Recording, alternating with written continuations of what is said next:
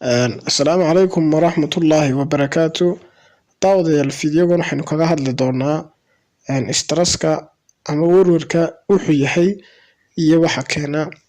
Haddaynu bilaabno mawduuceenan, warwarku waxa weeye qofkii oo caafimaad ahaan aan deganayn. Waxa weeye laba loo kala qaadayo, waa mid gudeed iyo mid dibadeed labadaba. Qofkaas wuxuu noqonayaa qof dadkii ka raasada caajisan, aad moodid jirkii inuu wax ka qabo, wax shaqo oo uu qaban karaana ma jirto. Dhammaan nolol maalmeedkiisii oo dhan baa isbedelaya qofka.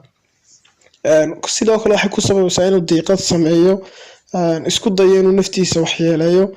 Haddaba maxaa keena warwarka? Su'aasha kale aan isweydiinana waxa weeye, haddaba maxaa keena warwarkan? Warwarka waxaa keenaya qofkii oo xishooda oo wixii uu doonayay sheegan kari waaya, qofkii oo qabta shaqo aanu ku faraxsanayn, qofkii oo loo guuriyo qof aanu ku faraxsanayn, qofkii oo isagu noqdo qof xidhxidhan oo dadkoo dhan wada karaahsado.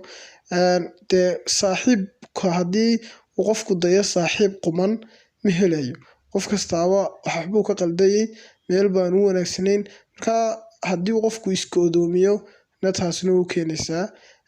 Haddaba waxyaabaha lagaga bixi karo waxaa ka mid ah in la tago goobaha farxadaha, sida meelaha dooga dhirtu ka baxday ee wanaagsan, jawgeedu wanaagsan, hawada biyuurka leh. Sidoo kale qofku inuu samaysto friends oo uu sheegan karo waxyaabihii dhib haysta si ay ula wadaagaan.